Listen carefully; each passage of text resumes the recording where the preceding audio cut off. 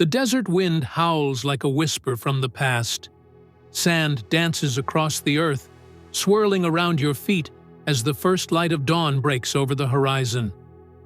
You squint into the golden haze, and there it is, rising from the earth like a mountain carved by human hands, a pyramid, towering, silent, eternal.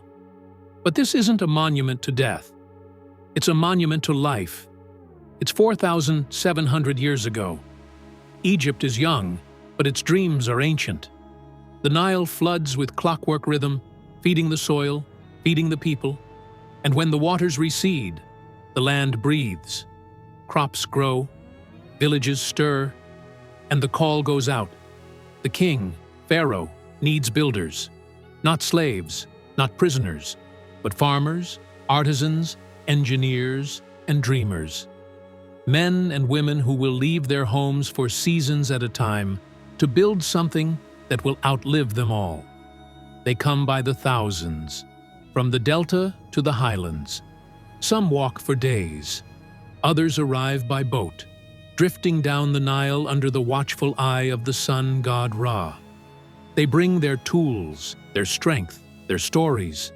They bring their children, their hopes, their fears. And they gather at the edge of the desert, where stone meets sky. The work begins before the sun rises. In the cool blue of morning, the camps come alive. Fires crackle.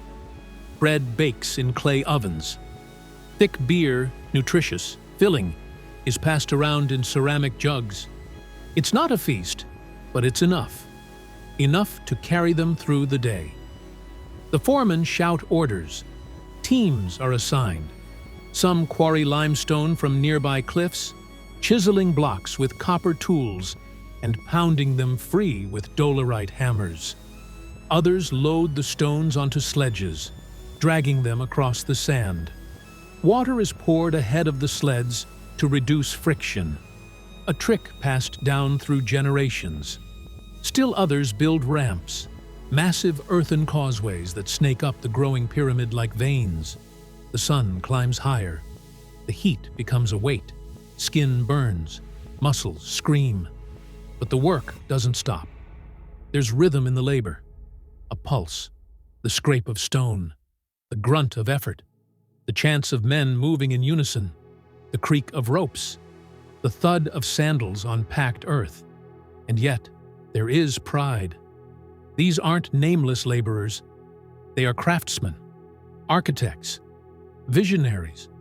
They know what they're building. They know it will stand long after they are gone. Some carve their names into the stones, not as rebellion, but as legacy. A whisper to the future. I was here. I mattered. The pyramid rises, layer by layer.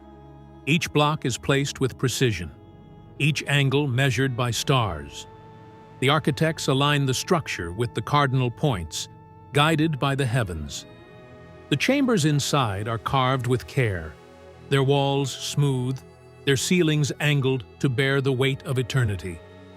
The king's soul, they believe, will ascend through these corridors, joining the gods in the sky. But this isn't just about the king. This is about the people. The pyramid site is a city. There are bakeries, breweries, dormitories. There are doctors who set bones and treat infections. There are priests who bless the work and offer prayers. There are children who play in the dust, their laughter echoing off the stones. Life pulses here.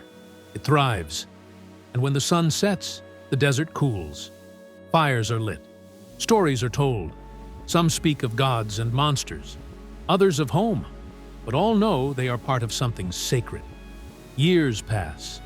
The pyramid grows, from a flat foundation to a jagged hill to a gleaming monument.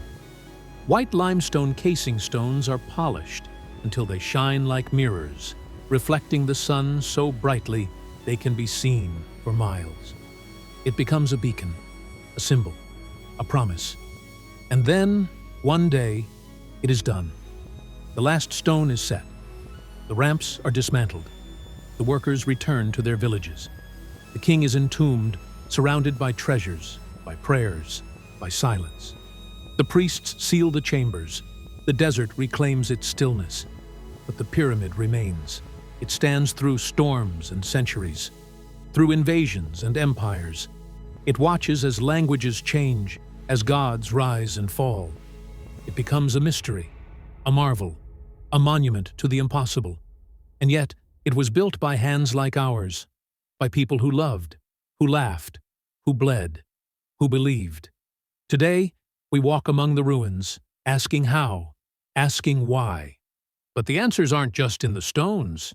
They're in the stories, in the footprints left behind, in the calloused hands that shaped the impossible. Life 4,700 years ago wasn't easy, but it was extraordinary. Because when early humans looked to